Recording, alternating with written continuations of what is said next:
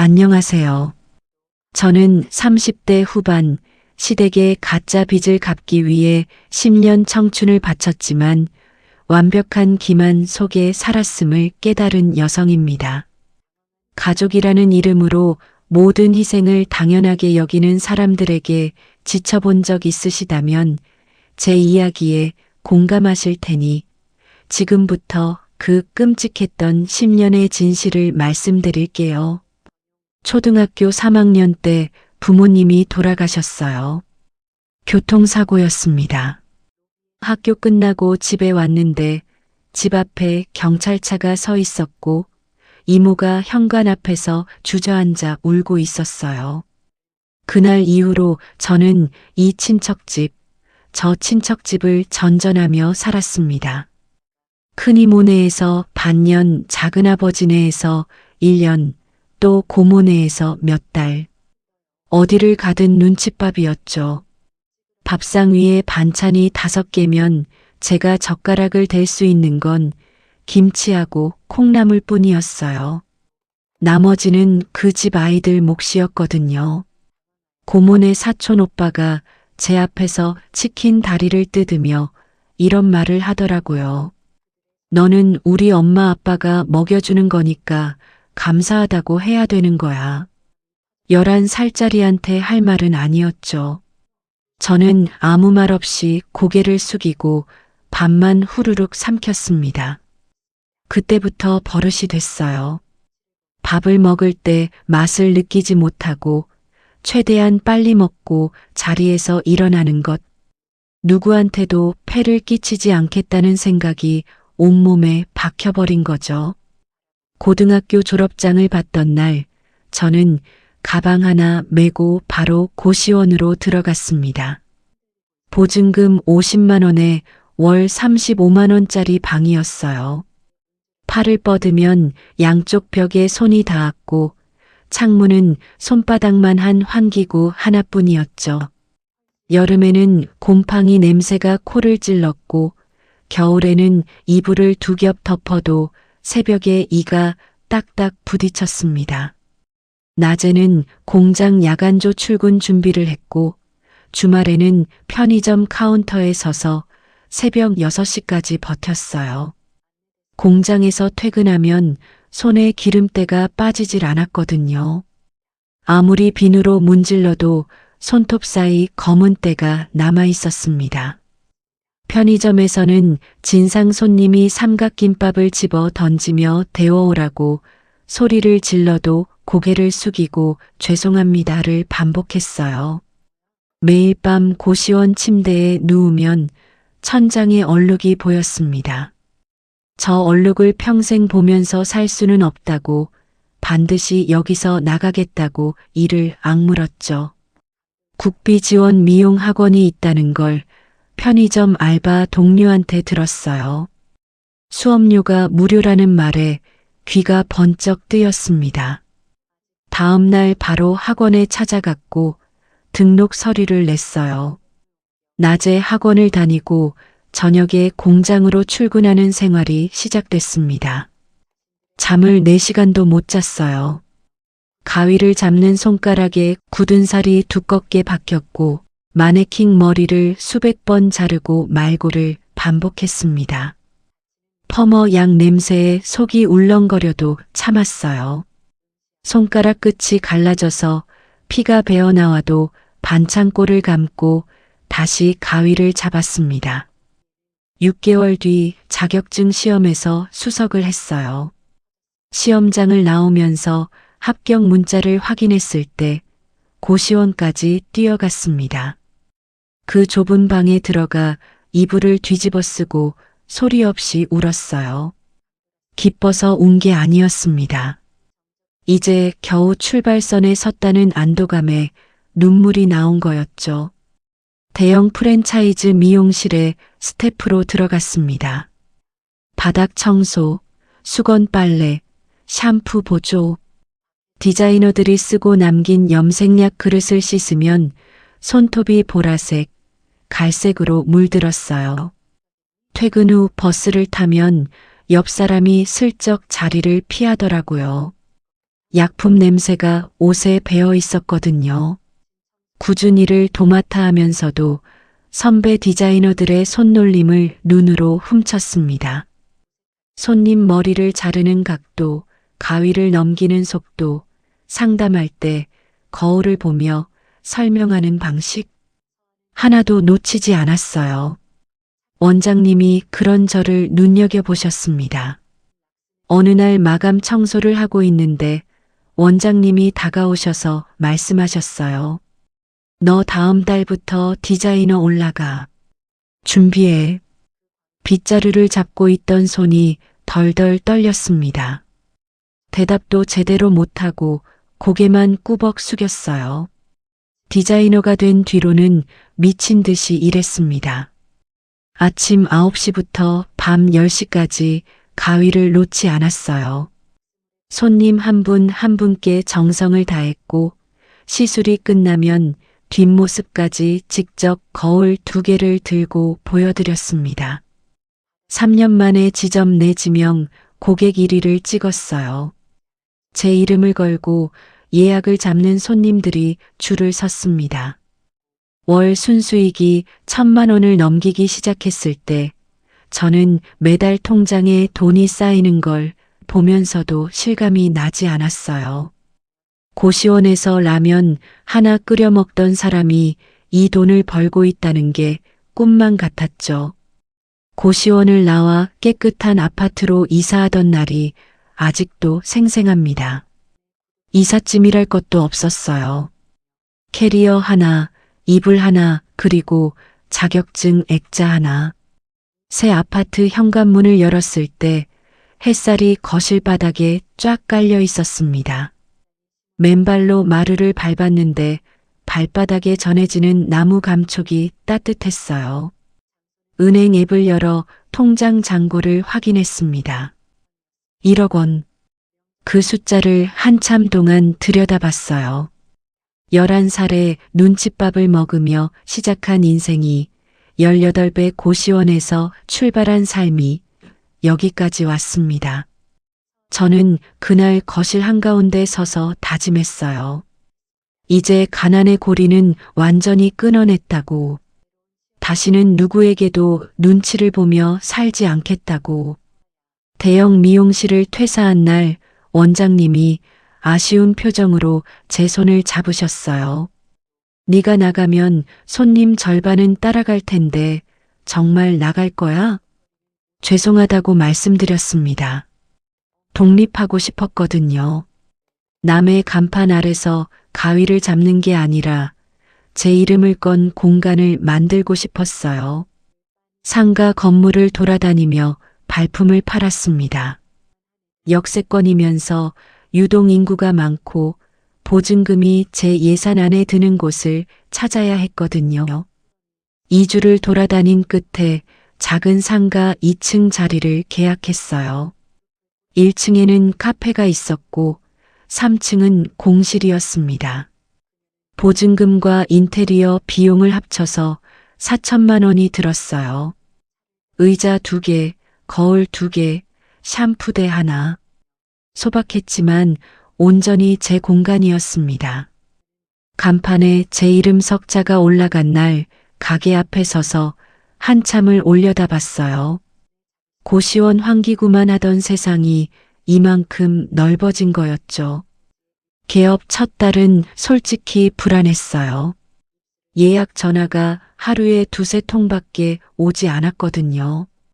빈 의자를 닦고 또 닦으며 기다렸습니다. 그래도 오시는 손님 한 분 한 분께 혼신의 정성을 다했어요. 커트가 끝나면 앞머리 한 올까지 거울로 확인시켜 드렸고 염색이 끝나면 두피에 자극은 없으셨는지 꼭 여쭤봤습니다. 그렇게 한 달, 2달이 지나자 입소문이 나기 시작했어요. 2층에 손 진짜 꼼꼼한 원장님 있는데 거기 가봐. 그 한마디가 사람을 불렀습니다. 개업 6개월 만에 예약이 한 달치 꽉 찼어요. 통장 잔고가 2억 원을 돌파했을 때 저는 이 돈을 함부로 쓰지 않겠다고 마음먹었습니다. 미용실 확장 자금과 안정적인 전셋집을 마련하기 위해 한 푼도 빼지 않고 묶어뒀어요. 매일 아침 7시에 가게 문을 열고 정리를 시작하면 1층 카페에서 커피 볶는 고소한 냄새가 계단을 타고 올라왔습니다. 그 카페 사장이 안경을 낀 남자였어요. 처음엔 눈인사만 했습니다. 제가 2층으로 올라가면 그 사람도 카페 유리문 안으로 들어가고 그게 전부였죠. 어느 날 아침이었어요. 가게 문을 열려고 계단을 올라가는데 뒤에서 발소리가 들렸습니다. 돌아보니 그 남자가 종이컵 하나를 내밀고 있었어요. 아메리카노 드세요. 아침마다 밥도 안 드시고 올라가시는 것 같아서요. 살짝 어색하게 웃는 얼굴에 안경이 미끄러져 내려와 있었습니다. 고맙다고 하면서 커피를 받았어요. 따뜻한 종이컵이 손바닥에 닿는 순간 괜히 얼굴이 뜨거워지더라고요. 그날 이후로 매일 아침 커피가 왔습니다. 비가 오는 날에는 우산을 들고 계단 입구에서 기다리고 있었고, 제가 야근을 하는 날에는 카페 마감을 늦추고 따뜻한 빵까지 봉투에 담아 올려보냈어요. 한 번은 제가 손님이 밀려서 점심을 거른 적이 있었거든요. 저녁 8시쯤 마지막 손님을 보내고 가게 문을 열었더니 계단에 도시락이 놓여 있었습니다. 김밥이랑 미역국이었어요. 포장 위에 메모가 붙어 있었습니다. 많이 힘드셨죠? 꼭 드세요. 그 글씨가 삐뚤빼뚤했어요. 저는 빈 가게 의자에 앉아서 그 김밥을 먹었습니다. 목구멍이 먹먹해지면서 코끝이 찡했어요. 누군가한테 이런 관심을 받아본 적이 없었거든요. 우리는 자연스럽게 가까워졌습니다. 카페 마감 후에 근처 공원 벤치에 나란히 앉아 캔커피를 마셨어요. 그 사람은 말수가 적었지만 제 이야기를 끝까지 들어줬습니다. 부모님을 일찍 여인 것, 친척집을 떠돌며 자란 것, 고시원에서 손가락이 갈라질 때까지 가위를 잡았던 것. 제가 말하는 동안 그 사람은 고개를 끄덕이며 듣기만 했어요. 다 듣고 나서 딱 한마디를 하더라고요. 많이 외로웠겠다. 그 말 한마디에 제가 무너졌습니다. 지금까지 아무도 해주지 않았던 말이었거든요. 누구도 제가 외로웠을 거라고 생각해주지 않았어요. 힘들었겠다는 말은 들어봤지만 외로웠겠다는 말은 처음이었습니다. 연애 1년이 됐을 때 그 사람이 프로포즈를 했어요. 카페 영업이 끝난 뒤 빈 매장에서였습니다. 테이블 위에 촛불을 켜놓고 안경을 고쳤으며 쭈뼛쭈뼛 서 있었죠. 나랑 결혼해 줄 수 있어? 반지도 없었고 꽃도 없었어요. 카페 조명 아래서 그 사람 귀가 빨갛게 달아올라 있었습니다. 저는 웃으면서 고개를 끄덕였어요. 태어나서 처음으로 누군가가 저를 가족으로 원해주는 순간이었습니다.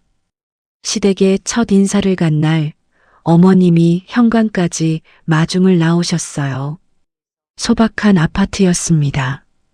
신발장 위에 가족 사진이 놓여 있었고 거실에는 오래된 소파가 있었어요. 어머님이 제 두 손을 꽉 잡으셨습니다. 손이 거칠고 따뜻했어요. 우리 며느리 고생 많았구나. 내가 이제부터 친엄마가 되어줄게. 어머님 눈에서 눈물이 주르르 흘러내렸습니다. 저도 울었어요. 참으려고 했는데 참을 수가 없었습니다. 엄마라는 단어가 제 가슴 한가운데를 정확하게 찔렀거든요. 11살 이후로 아무도 저한테 엄마가 되어주겠다고 말한 적이 없었어요. 어머님 손을 잡고 있으면서 생각했습니다. 이 사람들이 내 가족이구나. 이제 나한테도 돌아갈 곳이 생겼구나. 저는 그날 완벽한 가족을 얻었다고 굳게 믿었습니다. 결혼을 2달 앞둔 어느 저녁이었습니다.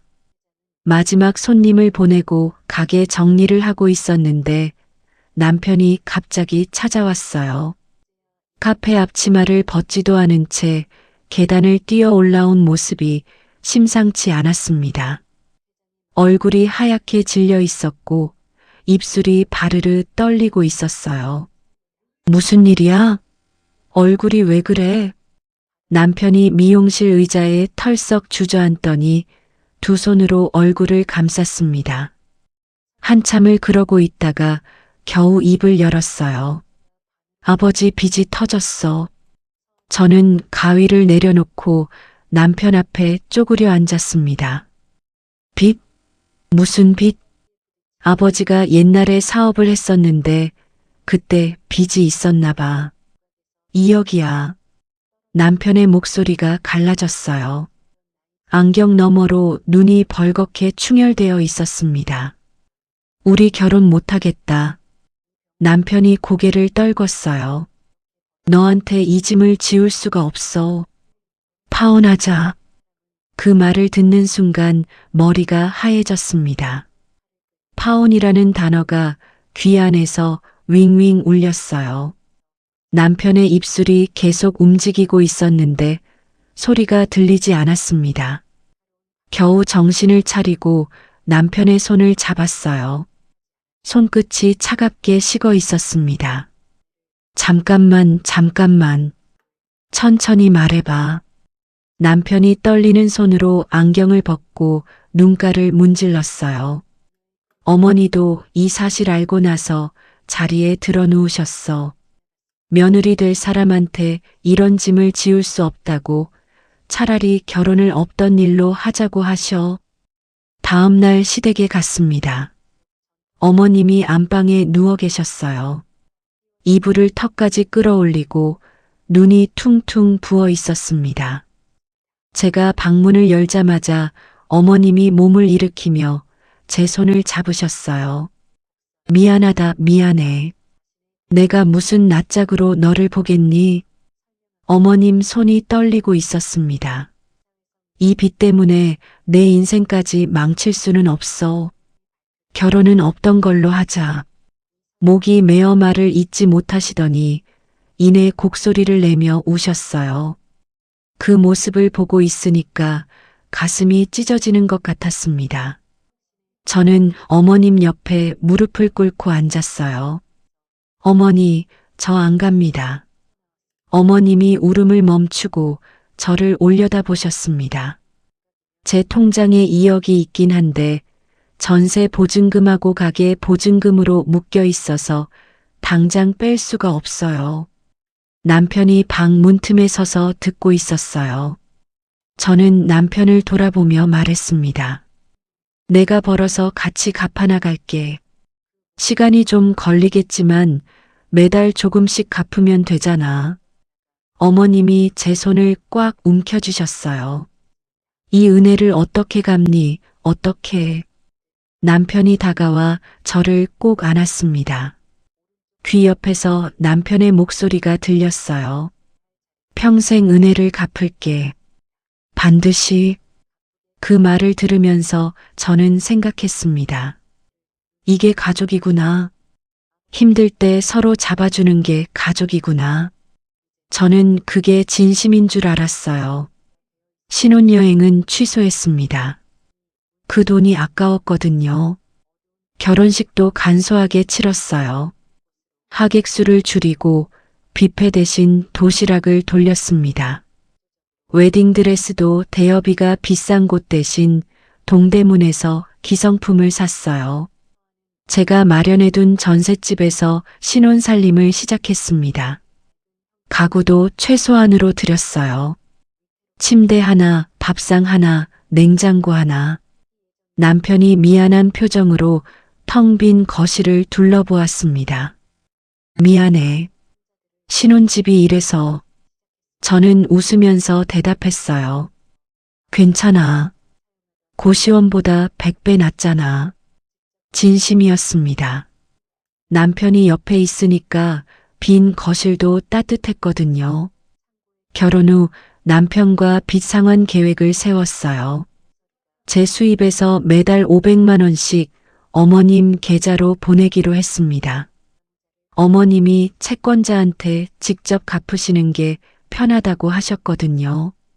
자동이체를 설정한 날 남편이 제 옆에서 지켜보고 있었어요. 고마워. 진짜 고마워. 남편이 연신 고개를 숙였습니다. 저는 괜찮다고 우리 둘이 힘을 합치면 금방 갚을 수 있다고 말했어요. 이상한 건 그 직후부터였습니다. 남편이 생활비를 한 푼도 내지 않았어요. 카페 매출이 빚 갚는데 다 들어간다고 했습니다. 월세, 공과금, 식비 전부 제가 냈어요. 거기에 어머님 생활비까지 제 몫이었습니다. 어머님이 전화를 하셔서 이번 달 관리비가 밀렸다고 하시면 저는 바로 보내드렸어요. 어머님이 병원에 가셔야 한다고 하시면 병원비도 보내드렸습니다. 빚상환금 500만 원의 생활비에 어머님 용돈까지 매달 제 통장에서 빠져나가는 돈은 700만 원이 넘었어요. 남편의 카페는 늘 적자라고 했습니다. 이번 달도 마이너스야. 재료비가 너무 올랐어. 남편이 소파에 누워서 한숨을 쉬며 말했어요. 저는 장부를 보여달라고 말하지 못했습니다. 아내가 남편의 사업을 의심하는 것 같아서 그러지 못했어요. 대신 이렇게 말했죠. 힘들면 좀 쉬어도 돼. 내가 벌잖아. 제가 그 말을 한 건 사랑이었습니다. 남편이 그 말을 들은 건 허가였어요. 그때는 그 차이를 몰랐습니다. 어느 날 남편이 카드를 하나 내밀었어요. 이거 내 명의로 안 나와서 그러는데 내 이름으로 하나 만들어줄 수 있어? 카페 물건 결제용으로만 쓸게. 별 생각 없이 카드를 만들어줬습니다. 남편을 믿었으니까요. 한 달 뒤 카드 명세서가 날아왔어요. 카페 물건 결제 내역은 보이지 않았습니다. 대신 외제차 할부금이 매달 120만 원씩 빠져나가고 있었어요. 남편한테 물었습니다. 이 차 할부금이 뭐야? 남편이 멋쩍게 웃으며 대답했어요. 카페 배달용으로 차가 필요해서.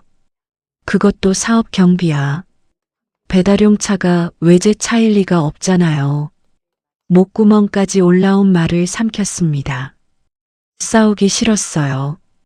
빚만 다 갚으면 나아질 거라고 스스로를 다독였습니다. 매달 500만 원이 어머님 계좌로 빠져나가고 120만 원이 남편의 차 할부로 빠져나가고 나머지로 생활비를 쪼개고 가위를 잡는 손에 힘이 빠지는 날이 점점 많아졌어요. 손목이 욱신거렸고 어깨가 돌처럼 굳었습니다. 밤에 잠이 들면 손가락이 저려서 깼어요. 진통제를 한 알 삼키고 다시 눈을 감았습니다. 내일도 예약이 꽉 차 있었거든요. 결혼 2년 차부터는 주말이 사라졌습니다. 평일에는 미용실 예약을 소화하고 토요일과 일요일에는 출장 메이크업을 뛰었어요. 새벽 5시에 일어나 메이크업 가방을 챙기고 지하철 첫 차를 타고 예식장이나 스튜디오로 향했습니다. 신부 메이크업 한 건에 15만 원. 하루에 2~3건을 소화하면 주말에만 50만 원 가까이 벌었어요. 그 돈은 고스란히 생활비 구멍을 메우는데 들어갔습니다. 10,000원짜리 티셔츠 하나 사는 것도 망설였어요. 편의점 앞을 지나가다 삼각김밥이 먹고 싶어도 1,000원이 아까워서 그냥 지나쳤습니다. 점심은 가게에서 컵라면 하나로 때웠고 저녁은 집에 와서 찬밥에 계란 하나 얹어 먹었어요. 화장품은 다 쓴 통에 물을 넣어 흔들어 쓰고 미용실에서 씻는 실내화 밑창에 구멍이 나도 깔창으로 막고 신었습니다. 그렇게 뼈를 깎듯이 아낀 돈으로 매달 500만 원을 어머님 계좌로 보냈어요. 1년이면 6천만 원, 5년이면 3억, 10년이면 6억입니다. 10년간 어머님 계좌로 들어간 돈이 6억이에요. 제 손가락 마디마디에서 짜낸 피 같은 돈이었습니다. 제가 이렇게 살고 있는 동안 어머님은 어떻게 사셨을까요? 어느 명절에 시댁을 찾아갔을 때였어요. 어머님이 현관에서 저를 맞으셨는데 처음 보는 옷을 입고 계셨습니다. 실크 블라우스에 진주 브로치가 달려 있었어요. 거실 소파 옆에는 백화점 쇼핑백이 서너 개 쌓여 있었습니다. 유명 브랜드 로고가 선명하게 박힌 쇼핑백들이었죠. 어머님이 쇼핑백을 치우며 웃으셨어요. 아이고, 동네 친구가 선물해 준 거야. 신경 쓰지 마. 저는 고개를 끄덕이고 부엌으로 들어갔습니다. 냉장고를 열었는데 한우 선물 세트가 2박스나 들어 있었어요. 찬장에는 비싼 건강식품이 줄지어 있었습니다. 이상하다는 생각이 스쳤지만 어머님 주변에 넉넉한 친구분들이 많으시니까 그러려니 했어요. 그때 저는 바보였습니다. 남편의 외제차는 3년 만에 새 차로 바뀌어 있었어요. 어느 날 퇴근하고 집 앞 주차장에 왔는데 모르는 차가 우리 자리에 서 있었습니다. 검은색 대형 세단이었어요. 남편이 차에서 내리며 희죽 웃었습니다. 카페 거래처 사장이 좋은 조건으로 넘겨준 거야. 걱정 마, 할부금은 그대로야. 그대로라는 말이 위로가 되지 않았어요. 그 할부금 120만 원도 전부 제 카드에서 나가는 돈이었으니까요. 남편이 새 차 보닛 위에 손을 쓱 얹으며 만족스러운 표정을 짓는 걸 보면서 저는 구멍난 실내화 밑창의 감촉을 발바닥으로 느끼고 있었습니다. 결혼 4년 차 추석이었어요. 시댁에서 제사를 준비하고 있었습니다. 새벽 4시에 일어나 전을 부치기 시작했어요. 기름 냄새가 온 집안에 가득했고 연기가 눈을 따갑게 찔렀습니다. 동태전, 깻잎전, 호박전, 고기전. 어머님이 시키시는 대로 그릇을 바꿔가며 쉬지 않고 부쳤어요. 오전 내내 서서 전을 부치고 나물을 무치고 제사상을 차렸습니다. 다리가 퉁퉁 부어올랐고 허리가 끊어질 것 같았어요. 오후 2시쯤 갑자기 눈앞이 까매지면서 부엌 바닥에 쓰러졌습니다. 정신을 차려보니 응급실 천장이 보였어요. 팔에 수액줄이 꽂혀 있었고 옆에서 간호사가 혈압을 재고 있었습니다. 과로와 탈수라고 했어요. 응급실 침대에 누워 있는데 전화가 울렸습니다.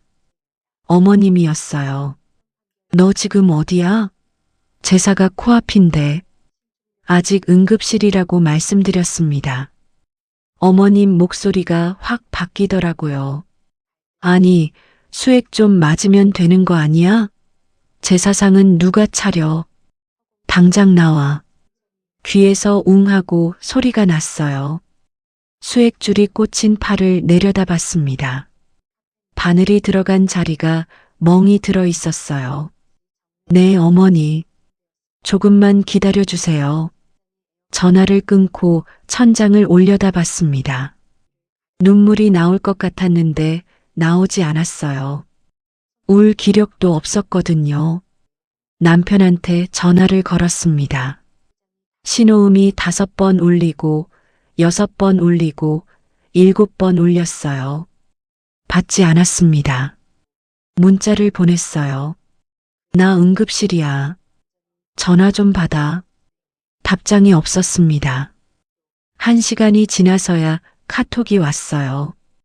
미안, 성우 형이랑 골프 와 있어. 내일 갈게. 그 메시지를 보고 한참을 아무것도 못했습니다. 화가 나지도 않았어요. 다만 손끝이 서늘해지면서 응급실의 소독약 냄새가 코를 톡 쏘는 게 유난히 또렷하게 느껴졌습니다. 저는 수액이 끝나기도 전에 바늘을 빼달라고 했어요. 택시를 타고 시댁으로 돌아가 제사상을 차렸습니다. 어머님은 늦었다는 말씀만 하셨어요. 제사가 끝나고 설거지를 마친 뒤 시댁 화장실에서 거울을 봤습니다.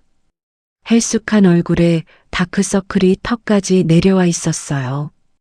이 얼굴이 진짜 내 얼굴인가 싶었습니다. 결혼 5년 차에 남편이 카페를 접었어요. 더 이상 못하겠어. 손님이 안 와. 카페 집기를 정리하는 것도 제가 했습니다. 남편은 폐업 이후 집에서 나오지 않았어요.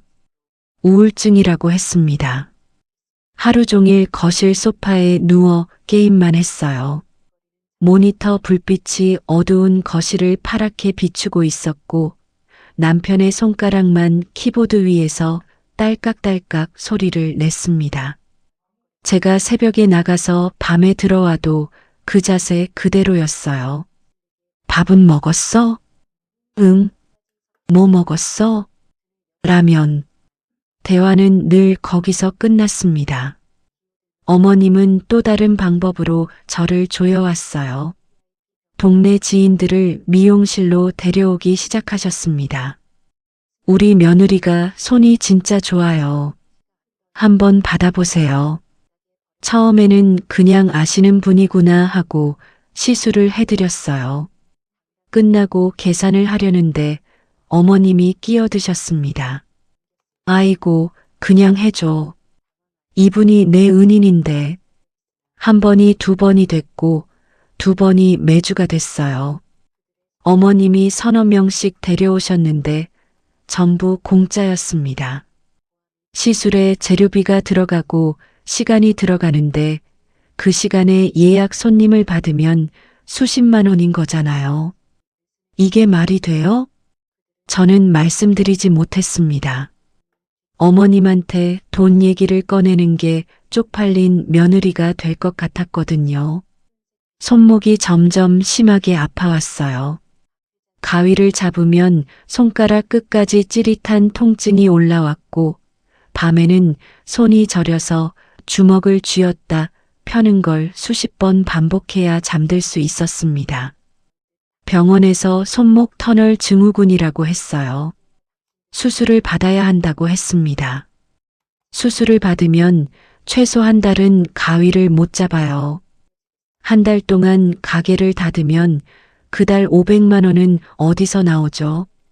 어머님 계좌에 돈이 안 들어가면 빚 이자가 불어난다고 했으니까요.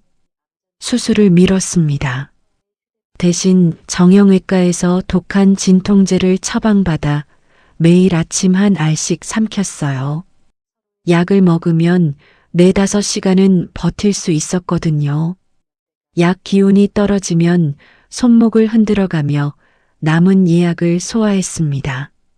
밤에 집에 돌아오면 남편은 여전히 소파에 누워 있었어요. 어둠 속에서 모니터 불빛만 번쩍이고 있었습니다. 저는 부엌에 서서 찬밥에 물을 부어 말아 먹었어요. 숟가락을 쥔 손이 부들부들 떨렸습니다. 밥알이 목구멍에 걸려서 넘어가지 않았어요. 입안이 텁텁하고 쓴맛만 맴돌았습니다. 수돗물을 벌컥벌컥 마시고 싱크대에 손을 짚었어요. 손가락 마디마디가 뻣뻣하게 굳어 있었습니다. 이 손으로 내일 또 가위를 잡아야 한다는 생각에 눈을 질끈 감았어요. 그렇게 10년이 지났습니다. 제 20대 후반에서 30대 후반까지 가장 찬란해야 할 시간이 통째로 증발해버린 거였죠. 결혼 10주년이 되던 해 명절이었습니다. 시댁에서 제사를 마치고 설거지까지 끝낸 다음 날 오후였어요. 어머님이 거실에서 저를 부르셨습니다. 지하 창고에 내려가서 김치 냉장고 옆에 있는 이불 보따리 좀 가져다 줘. 손님 오시기 전에 깔아놔야 해. 네, 하고 대답하고 지하로 내려갔어요. 시댁 지하 창고는 형광등 하나가 간신히 켜지는 어둡고 눅눅한 곳이었습니다. 시멘트 바닥에 습기가 차 있었고 곰팡이 냄새가 코를 찔렀어요. 김치 냉장고 옆에 쌓여 있는 이불 보따리를 끌어내려는데 뒤쪽 구석에 먼지가 뽀얗게 쌓인 낡은 상자 하나가 보였습니다. 택배 상자 크기의 테이프가 뜯어진 채 반쯤 열려 있었어요. 평소 같으면 그냥 지나쳤을 겁니다. 근데 그날따라 상자 틈 사이로 뭔가 삐져나와 있는 게 눈에 걸렸어요. 갈색 표지의 낡은 노트였습니다. 무심코 상자를 열어봤어요. 안에는 오래된 영수증 뭉치와 서류 봉투 몇 개, 그리고 그 노트가 들어 있었습니다. 노트를 꺼내 들었어요. 표지에 아무것도 적혀 있지 않았지만 첫 장을 넘기는 순간 남편의 필체가 보였습니다. 남편이 글씨를 쓸 때 히읗 받침을 유난히 크게 쓰는 버릇이 있었거든요. 10년을 같이 살면서 수없이 봐온 글씨체였습니다. 일기장이었어요. 처음 몇 장은 별거 아니었습니다. 카페 매출 메모, 거래처 연락처, 장볼 것 목록. 무심결에 페이지를 넘기다가 특정 날짜에서 손이 멈췄어요. 결혼 2달 전 날짜가 적혀 있었습니다. 남편의 글씨로 빼곡하게 채워져 있었어요. 첫 줄에 이렇게 적혀 있었습니다. 로또 1등 당첨. 세금 떼고 5억 입금 확인.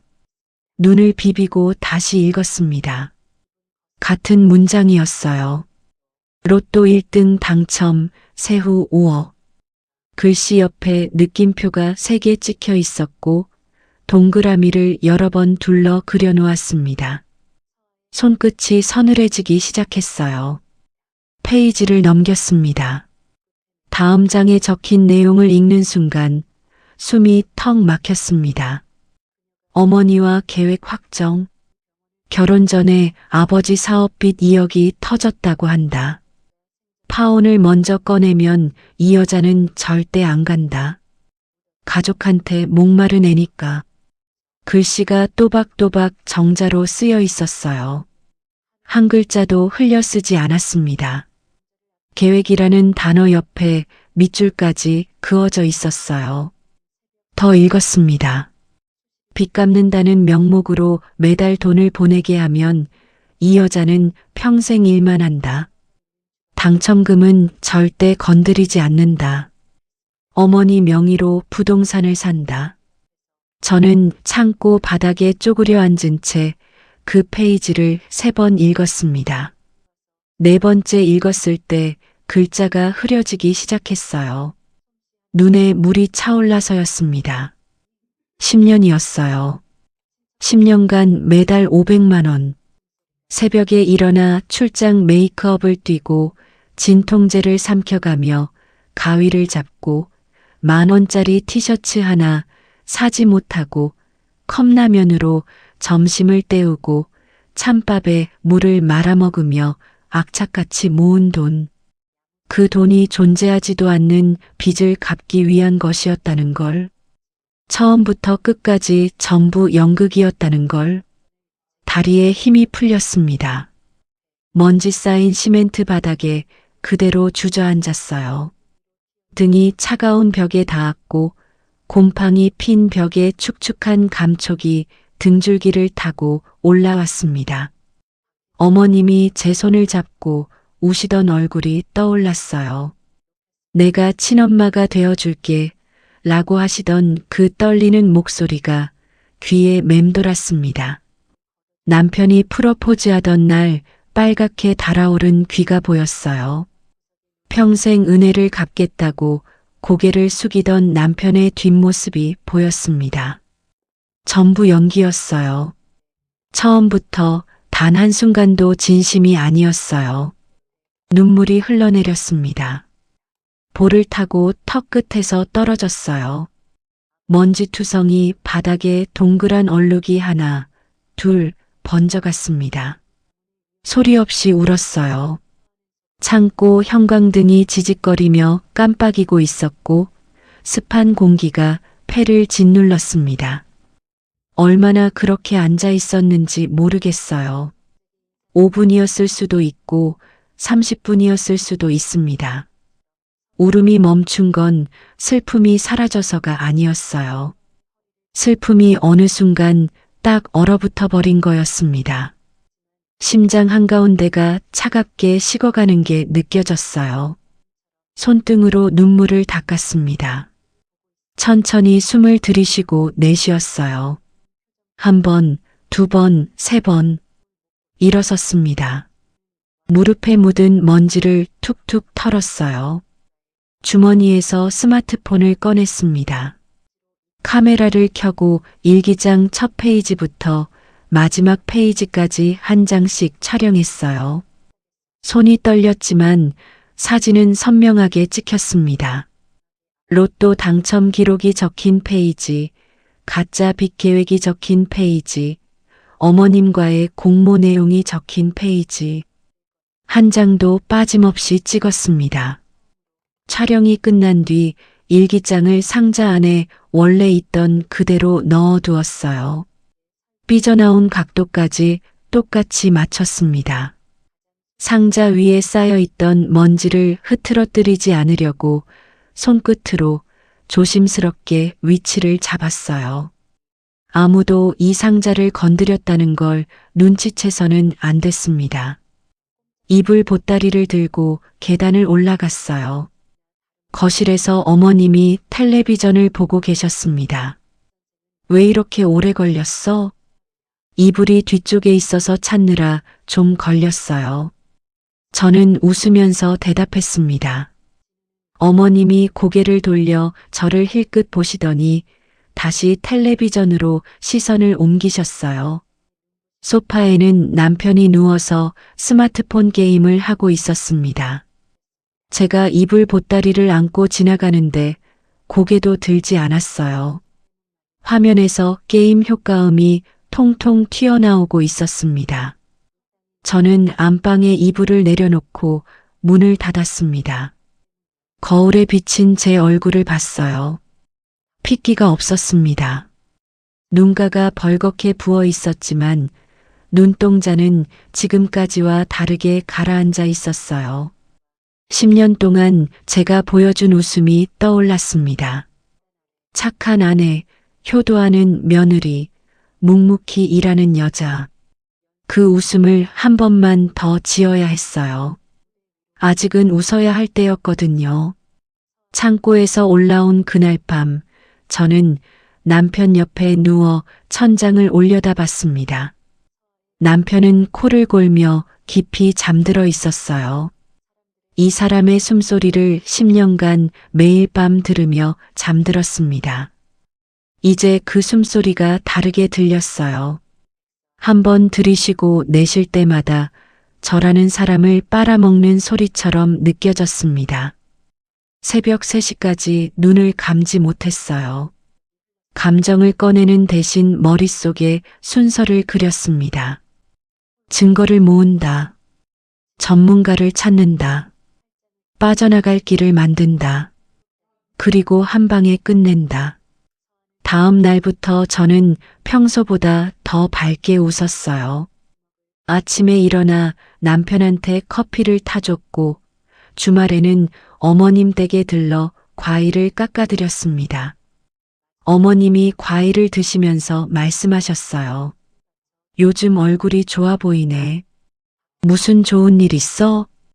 그냥 가게가 좀 잘 되니까 기분이 좋아요, 어머니. 어머님이 고개를 끄덕이셨습니다. 사과 한쪽을 입에 넣으시며 아무렇지 않은 표정을 지으셨어요. 저는 그 얼굴을 보면서 속으로 생각했습니다. 저 얼굴로 10년을 속였구나. 저 편안한 표정으로 제 돈을 받아 쓰셨구나. 가게에서 점심시간 틈을 내어 흥신소를 찾아갔어요. 인터넷으로 미리 알아뒀던 곳이었습니다. 사무실은 허름한 오피스텔 3층에 있었고 50대쯤 돼 보이는 남자가 저를 맞았어요. 남편 외도 조사요? 아니요, 자금 추적이요. 상대방의 눈빛이 달라졌습니다. 저는 준비해간 서류를 테이블 위에 올렸어요. 어머님 계좌로 보낸 10년치 이체 내역, 남편의 일기장 사진, 남편의 기본 인적 사항. 조사원이 서류를 한 장씩 넘기더니 고개를 들었습니다. 이거 꽤 큰 건이네요. 얼마가 들든 상관없어요. 확실하게 해주세요. 2주 뒤 흥신소에서 연락이 왔어요. 점심시간에 가게 문을 잠그고 다시 찾아갔습니다. 조사원이 테이블 위에 서류 뭉치를 펼쳤어요.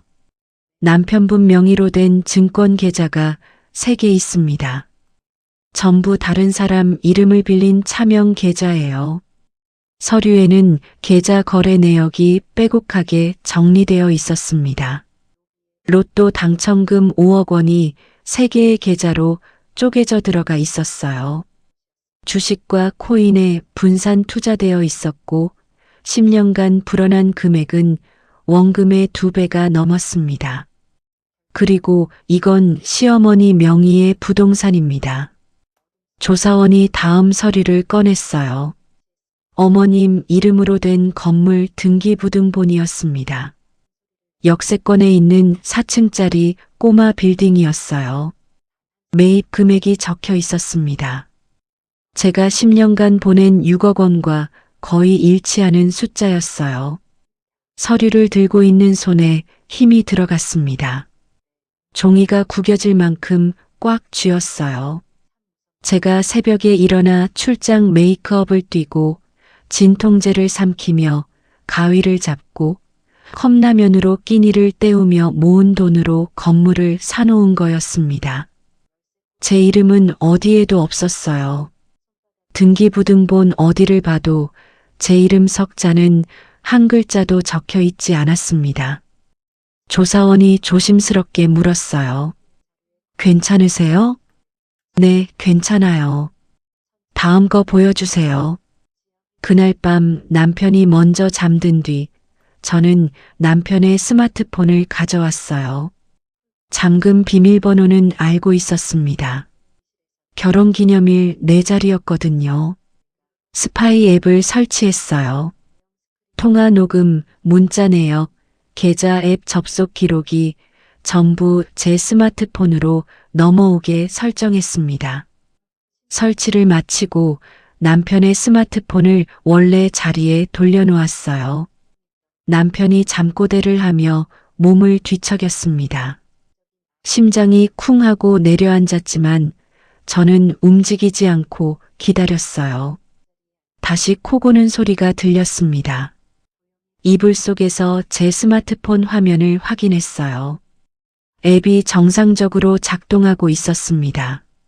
며칠 뒤부터 데이터가 쏟아져 들어왔어요. 남편이 차명 계좌에 접속하는 화면이 그대로 캡처되어 넘어왔습니다. 주식 잔고, 코인 보유량, 거래 내역. 숫자를 보면서 손톱이 손바닥에 박힐 만큼 주먹을 쥐었어요. 제가 10,000원도 아끼며 살았던 10년 동안 이 사람은 수억을 굴리고 있었던 겁니다. 결정적인 증거가 나온 건 스파이 앱을 설치하고 열흘째 되던 날이었어요. 남편이 어머님한테 전화를 걸었습니다. 통화 녹음이 실시간으로 제 스마트폰에 떴어요. 미용실 뒷방에서 이어폰을 꽂고 재생 버튼을 눌렀습니다. 남편 목소리가 먼저 들렸어요. 엄마, 이번 달도 500 들어왔지? 어머님 목소리가 들렸습니다. 응, 칼같이 들어오더라. 그녀는 진짜 일밖에 모르는 게 딱 좋아. 남편이 킥킥 웃었어요. 호구가 따로 없네, 진짜. 어머님 웃음소리가 겹쳤습니다. 내가 그랬잖아. 부모 없는 애가 제일 부려먹기 좋다고. 가족이라고 하면 뭐든 해. 남편이 대답했어요. 맞아. 평생 이렇게만 하면 되지 뭐. 이어폰을 빼지 않았습니다. 녹음이 끝날 때까지 한 글자도 놓치지 않고 들었어요. 부모 없는 애가 제일 부려먹기 좋다. 그 문장이 귀 안에서 메아리 쳤습니다. 11살에 친척집 밥상에서 김치만 집어먹던 아이. 고시원 침대에서 천장 얼룩을 보며 이를 악물던 아이. 그 아이한테 엄마가 되어주겠다고 손을 잡으며 온 사람이 그 입으로 이런 말을 하고 있었어요. 저는 이어폰을 빼고 스마트폰을 무릎 위에 올려놓았습니다. 울지 않았어요. 울 수가 없었습니다. 눈물이 나오려면 상처를 받아야 하는데 이미 그 자리가 얼어붙어서 아무것도 느껴지지 않았거든요. 일주일 뒤 전문 이혼 변호사를 찾아갔습니다. 강남에 있는 법률사무소였어요. 변호사가 제 서류를 보더니 안경을 벗고 저를 올려다봤습니다. 10년간 6억 원을 존재하지 않는 빚의 상환 명목으로 송금하신 거군요. 네. 로또 당첨 사실을 숨기고 가짜 빚을 만들어 배우자의 재산을 편취한 거니까 부당이득, 반환 청구와 위자료 청구의 재산 분할을 동시에 가져갈 수 있습니다. 변호사가 서류에 메모를 하며 말했어요. 증거는 충분하세요? 저는 가방에서 서류 파일을 꺼냈습니다. 일기장 사진, 10년치 이체 내역, 차명, 계좌 거래 내역, 꼬마 빌딩 등기부 등본, 그리고 통화 녹음 파일. 테이블 위에 하나씩 올려놓았어요. 변호사가 하나하나 확인하더니 입을 다물지 못했습니다. 이 정도면 완벽합니다. 소장 접수와 동시에 가압류 신청을 했어요. 어머님 이름으로 된 꼬마 빌딩, 남편의 차명 주식 계좌 3개, 전부 건드리지 못하게 묶어버렸습니다. 변호사가 서류를 정리하며 말했어요. 가압류가 걸리면 상대방이 재산을 빼돌리거나 팔 수 없어요. 사실상 손발이 묶이는 겁니다. 저는 고개를 끄덕였습니다. 법률사무소를 나와 엘리베이터를 타고 1층으로 내려왔어요. 건물 밖으로 나오자 4월 바람이 얼굴을 스쳤습니다. 찬바람이었는데 상쾌했어요. 10년 만에 처음으로 숨을 제대로 쉰 것 같았습니다. 이제 마지막 무대가 남았어요. 어머님의 칠순 잔치가 2주 뒤였습니다. 남편이 고급 한정식 집을 예약해 놓았다는 걸 스파이 앱으로 이미 확인했어요. 친척과 지인 수십 명이 모이는 자리였습니다. 저는 그 자리를 골랐습니다. 미용실 뒷방에 앉아 잔치 당일 계획을 하나씩 정리했어요. 빔 프로젝터, 일기장 복사본, 등기부등본 출력본, 녹음 파일을 담은 스피커, 리스트를 적어 내려가는 동안 손이 떨리지 않았습니다. 펜을 놓고 리스트를 한 번 더 읽었어요. 빠진 것은 없었습니다. 어머님의 칠순 잔치 당일이 밝았습니다. 고급 한정식집 지하 1층에 있는 대형 룸이었어요. 긴 테이블 3개가 디귿자로 배치되어 있었고 천장에는 금색 풍선이 매달려 있었습니다. 입구에 어머님 얼굴이 크게 인쇄된 현수막이 걸려 있었어요. 사랑하는 어머니의 칠순을 축하합니다. 저는 잔치 시작 2시간 전에 도착했습니다. 남편한테는 케이크를 픽업해야 한다고 말했어요. 식당 직원한테 양해를 구하고 룸 안에 들어갔습니다. 가방에서 소형 빔 프로젝터를 꺼내 테이블 구석 아래에 놓았어요. 정면 벽에 하얀 면이 있었거든요. 액자를 살짝 옆으로 밀어 스크린 자리를 만들었습니다. 프로젝터에 노트북을 연결하고 파일을 띄워봤어요. 일기장 사진, 차명 계좌 내역, 등기부등본. 화면에 선명하게 나왔습니다. 블루투스 스피커를 테이블 가운데 꽃꽂이 장식 뒤에 숨겨뒀어요. 녹음 파일을 재생해 봤습니다. 남편과 어머님의 목소리가 또렷하게 흘러나왔어요. 볼륨을 조절하고 스피커를 다시 꽃 뒤로 밀어 넣었습니다. 마지막으로 테이블 아래에 놓아둔 종이 봉투를 확인했어요. 일기장 복사본 뭉치, 가압류 결정문 사본, 6억 원 반환 청구 소장 사본, 전부 들어 있었습니다. 저는 룸을 나와 케이크를 픽업하러 갔어요. 오후 5시가 되자 손님들이 하나둘 들어오기 시작했습니다. 어머님의 친척분들, 동네 지인분들, 어머님이 교회에서 사귀신 분들, 수십 명이 룸 안을 가득 채웠어요. 웅성거리는 소리와 웃음소리가 뒤섞여 시끄러웠습니다. 어머님은 입구 쪽 상석에 앉으셨어요. 화사한 한복을 차려입고 진주 귀걸이를 달고 계셨습니다. 얼굴에 잔뜩 화장을 하셨는데 볼터치가 유난히 발갛게 올라와 있었어요. 남편은 어머님 옆에서 인사를 받고 있었습니다. 안경을 닦으며 사람들한테 고개를 숙이고 환하게 웃고 악수를 하고 10년 전 카페 앞에서 커피를 건네던 그 얼굴 그대로였어요. 저는 대형 케이크를 들고 입장했습니다. 3단짜리 흰색 케이크에 금색 글씨로 축하 문구가 적혀 있었어요. 사람들이 박수를 치며 길을 터줬습니다. 어머님이 자리에서 일어나시며 양팔을 벌리셨어요. 아이고, 우리 며느리. 이걸 직접 들고 오고. 어머님이 제 팔을 쓰다듬으시며 주변 사람들을 둘러보셨습니다. 내 며느리가 이번 잔치를 다 준비했어요. 세상에 이렇게 착한 며느리가 어딨어요. 주변에서 감탄하는 소리가 나왔어요. 어머, 며느리 복이 넘치시네. 효부가 따로 없다.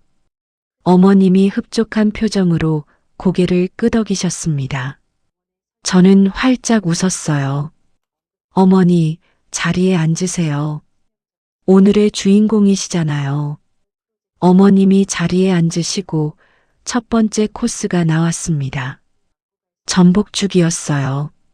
사람들이 수저를 들고 음식을 먹기 시작했습니다. 저는 자리에 앉지 않았어요. 룸 한쪽 구석에 서서 사람들을 바라봤습니다. 어머님이 전복죽을 한 숟가락 드시며 옆 사람과 얘기를 나누고 계셨어요. 남편이 맥주를 따르며 친척 형한테 건배를 하고 있었습니다. 두 사람의 웃음소리가 룸 안을 채우고 있었어요. 저는 테이블 아래에 놓아둔 종이 봉투를 발끝으로 확인했습니다. 그리고 프로젝터 리모컨을 주머니 속에서 만졌어요. 차가운 플라스틱이 손바닥에 닿았습니다. 두 번째 코스가 나오고 세 번째 코스가 나왔습니다. 갈비찜과 해물탕이었어요. 룸 안이 음식 냄새와 사람들의 웃음으로 후끈했습니다. 어머님이 갈비를 드시며 기분 좋게 웃고 계셨어요. 남편이 일어서서 잔을 들었습니다. 어머니 칠순을 축하합니다. 어머니 덕분에 저희 가족이 이렇게 행복합니다. 사람들이 박수를 쳤어요. 어머님이 손수건으로 눈가를 찍으시며 감격하는 연기를 하셨습니다.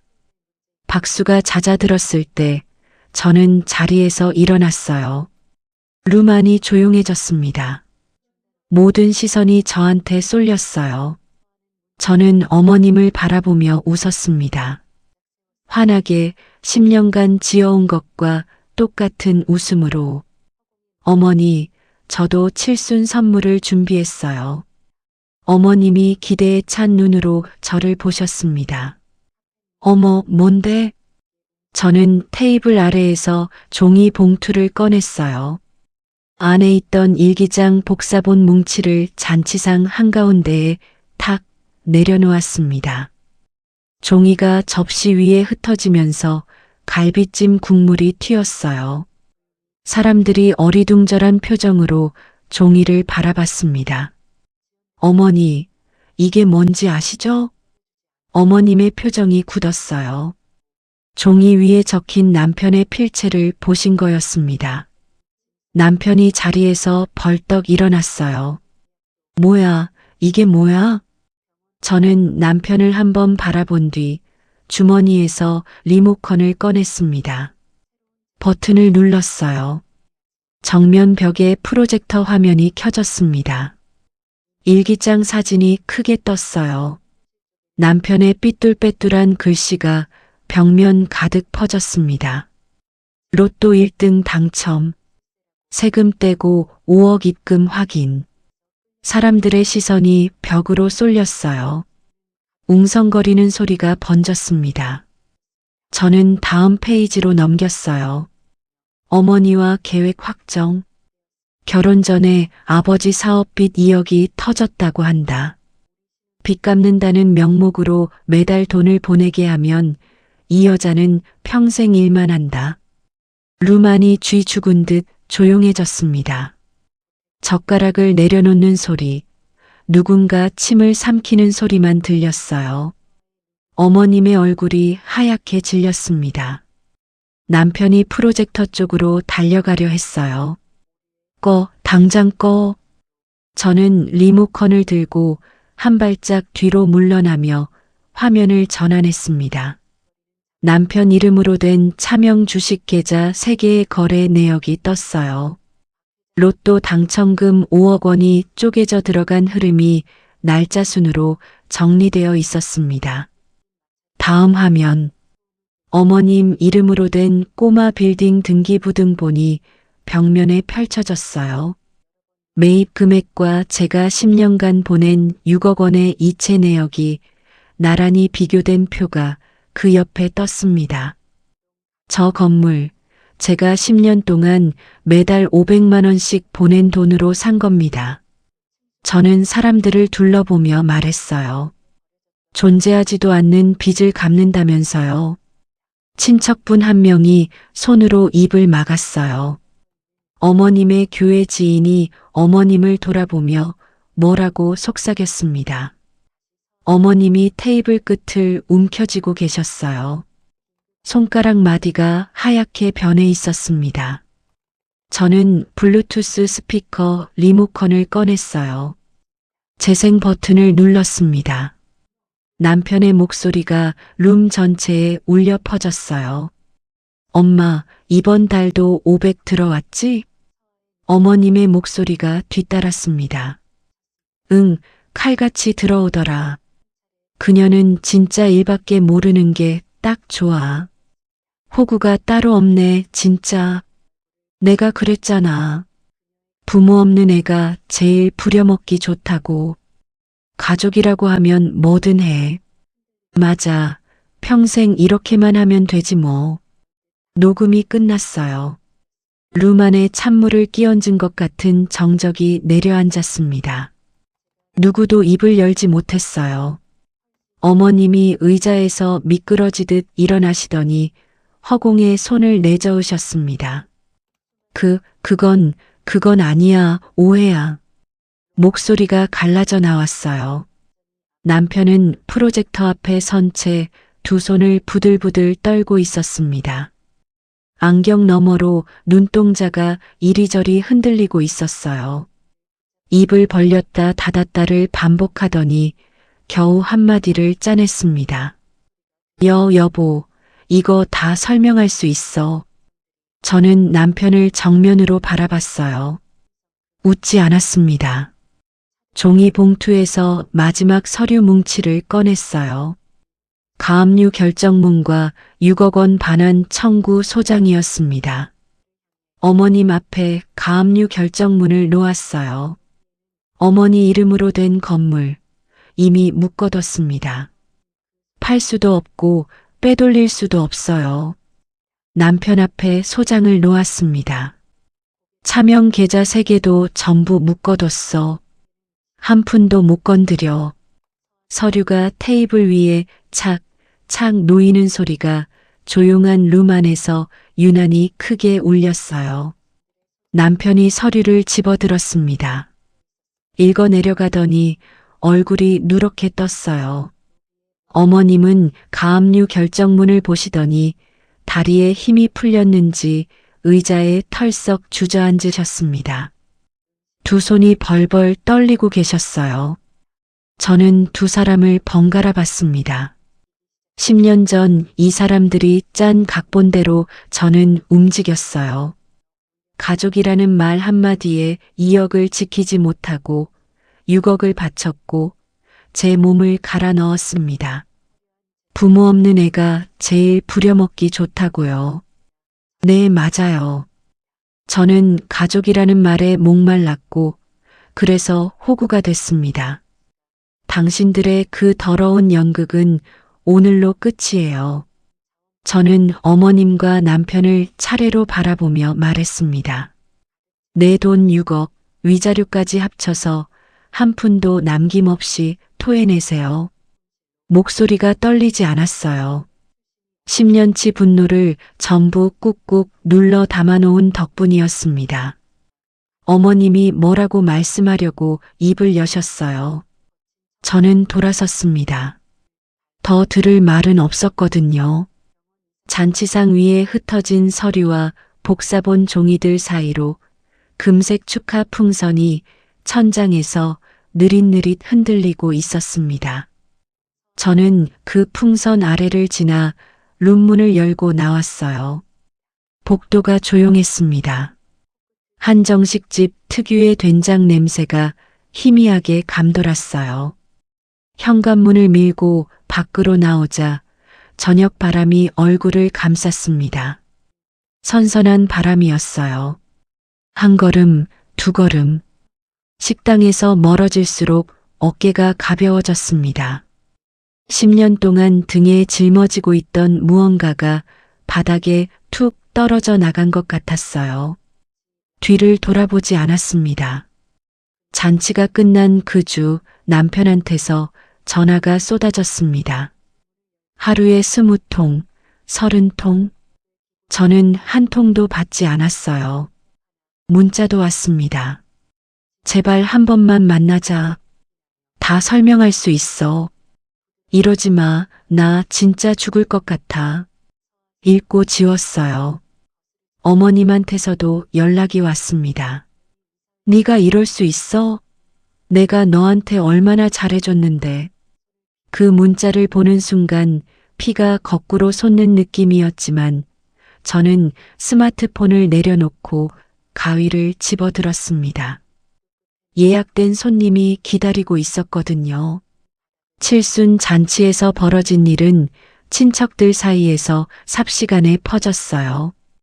그날 자리에 있었던 어머님의 교회 지인이 교회 전체에 이야기를 퍼뜨렸고 친척 중 누군가는 동네 반상회에서까지 이 이야기를 꺼냈다고 들었습니다. 로또 5억을 숨기고 며느리한테 가짜 빚을 떠넘겨 10년간 6억을 뜯어낸 모자. 소문은 걷잡을 수 없이 번졌어요. 어머님이 매주 나가시던 교회에서 장로님이 직접 전화를 하셨다고 합니다. 당분간 나오지 마세요. 어머님이 다니시던 백화점 문화센터에서도 어머님 이름이 빠졌다고 들었어요.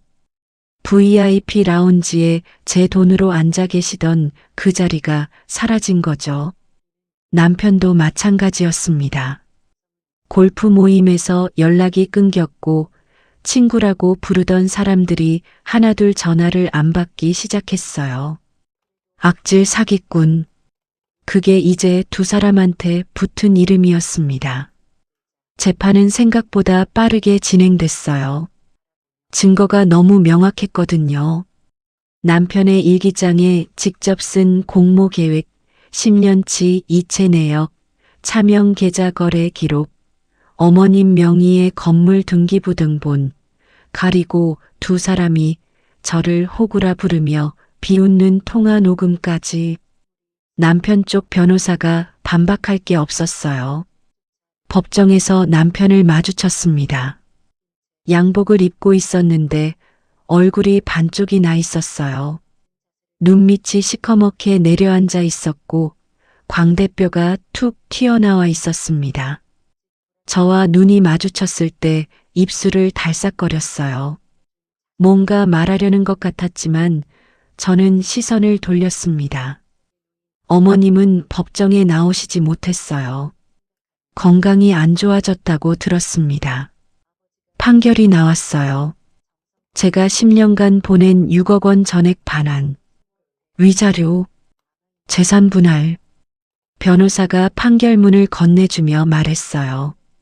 전부 받아내셨습니다. 저는 판결문을 두 손으로 받아들었어요. 종이 한 장의 무게가 그렇게 무거울 줄 몰랐습니다. 법원 복도 의자에 앉아서 그 종이를 한참 내려다봤어요. 6억이라는 숫자를 읽었습니다. 새벽 5시에 메이크업 가방을 끌고 지하철을 타던 아침들이 떠올랐어요.